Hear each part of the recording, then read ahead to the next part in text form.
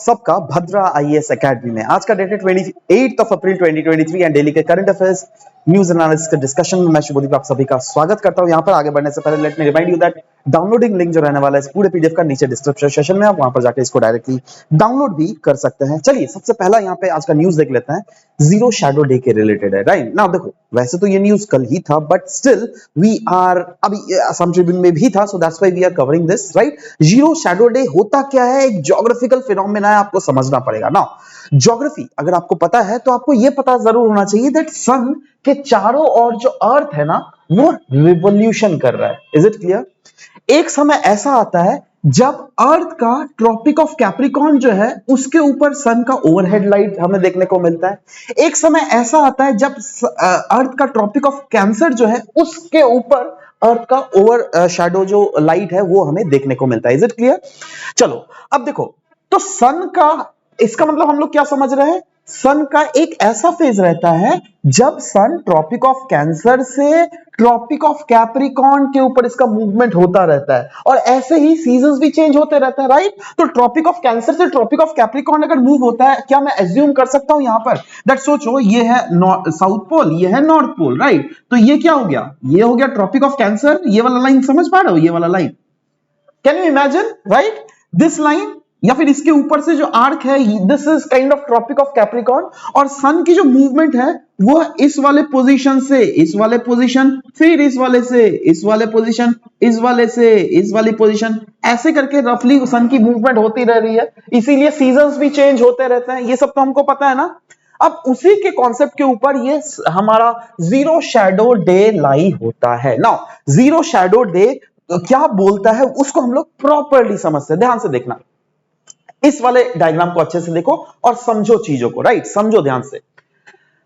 Summer का season बतलाया गया है, जब समर का नदन समर जब मैं बोल रहा हूं तो क्या होगा, सन जो है ट्रॉपिक ऑफ कैंसर मतलब नदन हेमिस्फीयर में होने वाला है। राइट, ओके, जब सन नदन हेमिस्फीयर में होगा तो ये जो सन की जो मूवमेंट होगी ना, ये देखो इस वाले आर्क के तहत है ना, ये वाला आर्क के तहत हम लोग देख रहे हैं। राइट है ना, तो अगर आप यहां पर खड़े हो, सन अगर इस आर्क की तरफ मूव कर रहा है तो अभी तक देखो क्या हुआ है ना, जीरो शैडो डे कब आएगा, जब आपके ऊपर में सन रहेगा और आपका शैडो एकदम नीचे, आपको दिखेगा ही नहीं।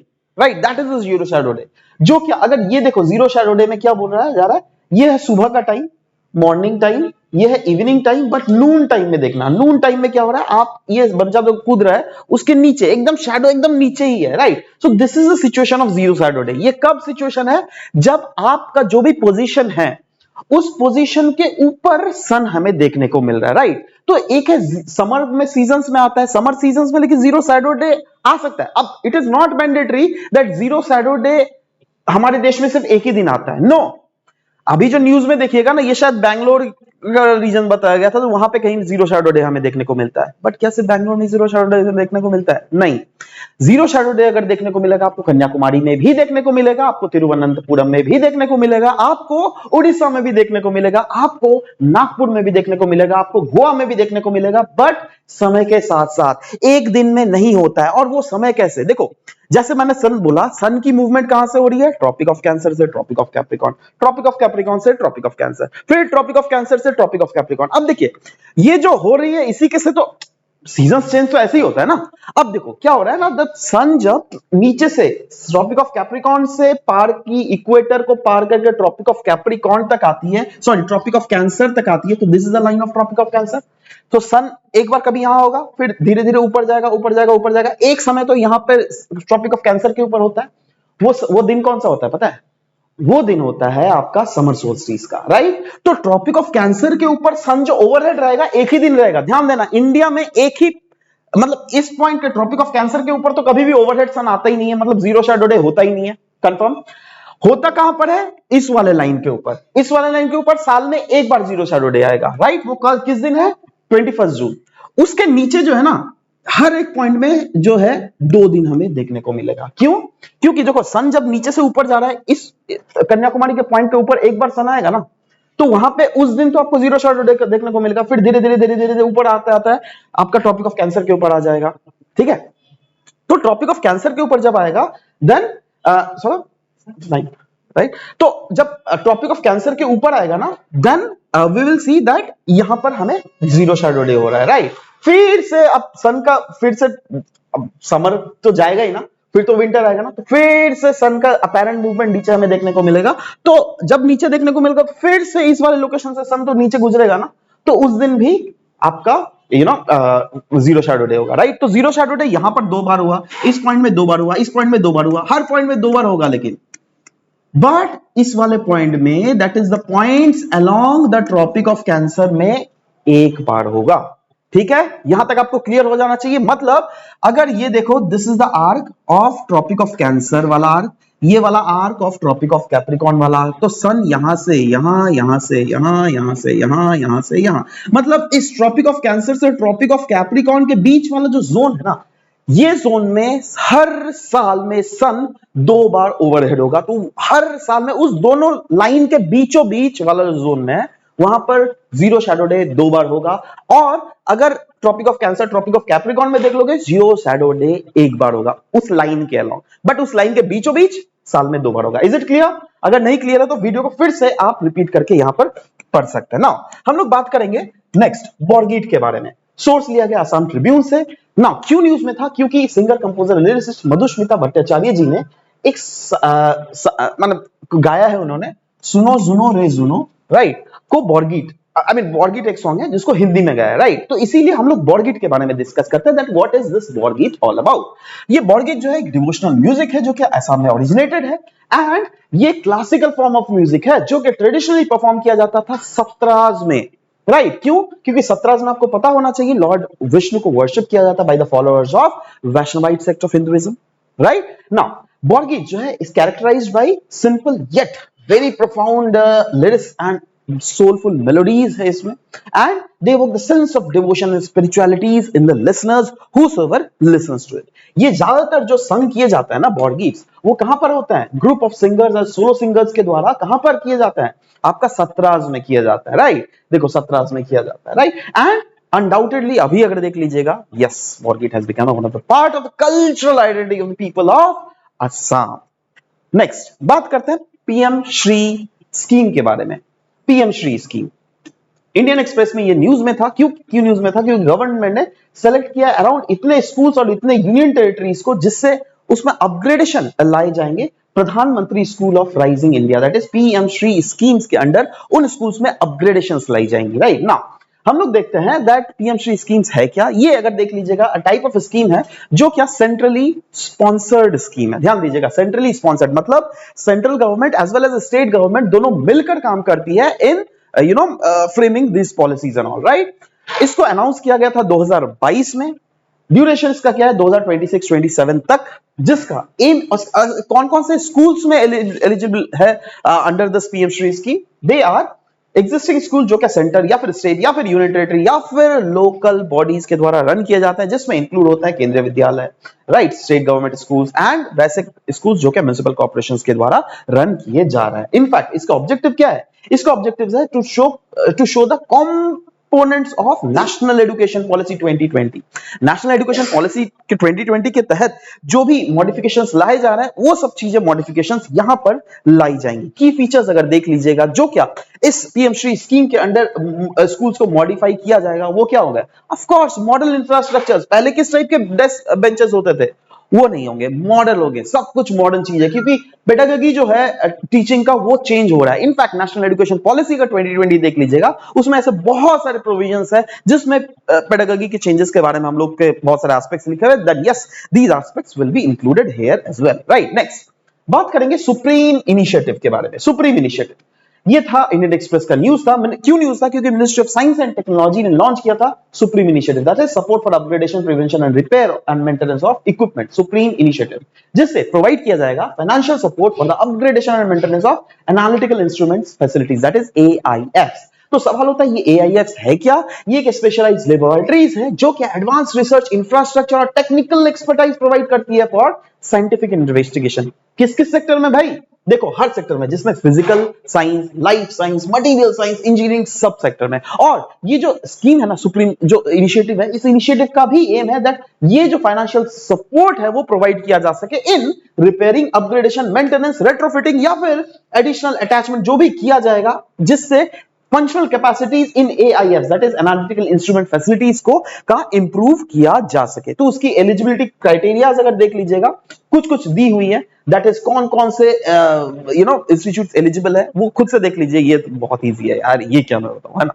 ओके, ड्यूरेशन अगर देख लीजिएगा, the duration of support will be period for not exceeding 3 years, ठीक है, ये आपको पता होना चाहिए। और फंडिंग पैटर्न जो है वो 75:25 के तहत फंडिंग पैटर्न होगा for all the private and government owned institutions except for state funding institutions, जिसके ने 100% जो फंडिंग है वो कंसीडर किया जा सकता है। नेक्स्ट, डाउन टू अर्थ से एक बहुत ही इंपॉर्टेंट आर्टिकल लिया गया था, आशा करता हूं दैट इस चीज को अच्छे से देखिएगा।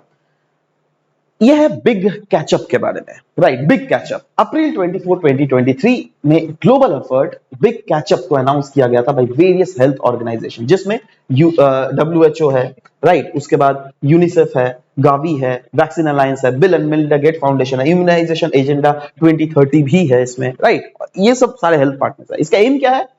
चाइल्डहुड वैक्सीनेशन रेट्स ऑन को इंप्रूव करना पहली बात तो, और रिवर्स करना decline which is caused by the covid pandemic in this childhood vaccination, right. मतलब चाइल्डहुड वैक्सीनेशन को रिवाइव करना है।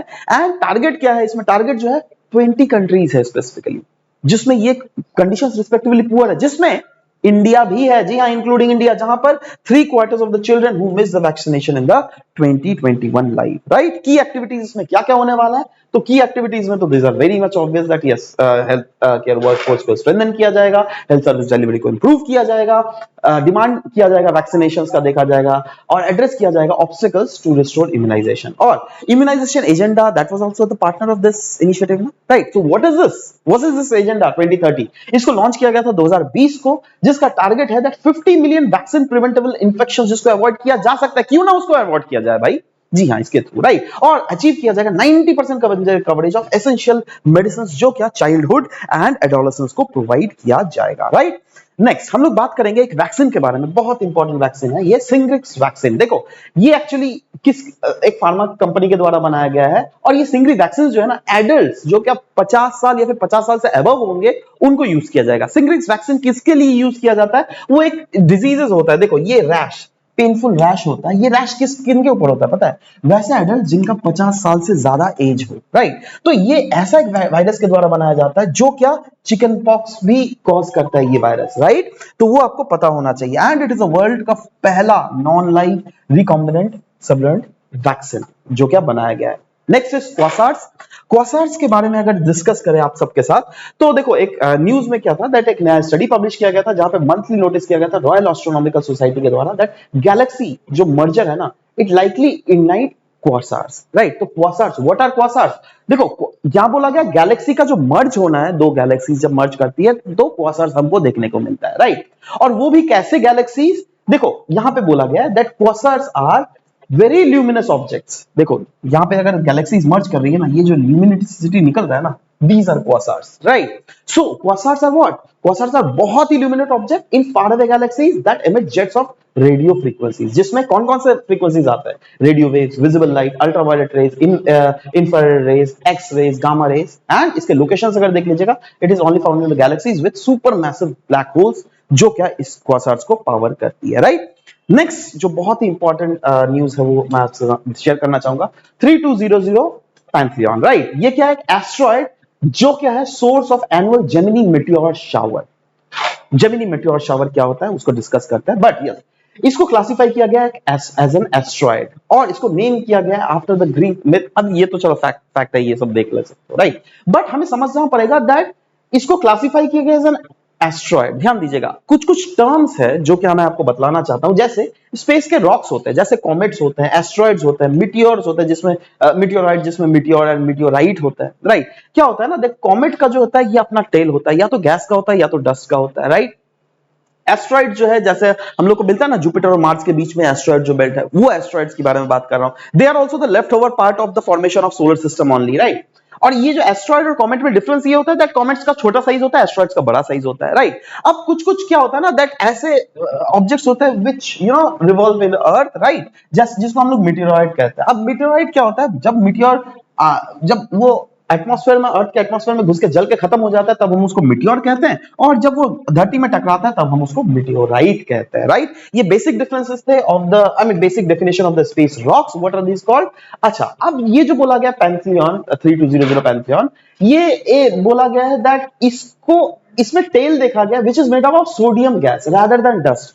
पहले ऐसा माना जाता था इस वाले जो एस्ट्रॉइड में थे वो यू नो डस्ट का गैस था, बट अभी पाया गया नहीं नहीं, ये जो है सोडियम का गैस है रादर देन डस्ट, राइट। सो ये एक एस्ट्रॉइड है Pantheon, right, and yes it is an asteroid but it showed comet like behaviour. ध्यान दीजिएगा, क्योंकि कॉमेट का ही तो हम लोगों ने देखा ना टेल, देखो ना अभी जो देखा यहाँ पे क्या था, कॉमेट का ही तो टेल था, एस्ट्रॉइड का थोड़ा ना होता है। बट यस ये ऐसा है जो कि एक एस्ट्रॉइड है बट स्टिल इसके पास टेल है, और इसका जो यूनिक फीचर है वो है दैट इसमें हम लोग बहुत सारे जो शावर्स कभी कभी जो है ना हम लोग जिसको हम लोग कहते हैं जेमिनी मिटियोर शावर्स, वो कभी कभी ऐसा टाइम ऑफ आता है जब हमें अर्थ के एटमॉस्फेयर में देखने को मिलता है। So this was all about the discussion for today's class guys. We will be meeting in the next tomorrow's class. Till then, bye bye, take care, and thank you for listening to the video. Thank you very much.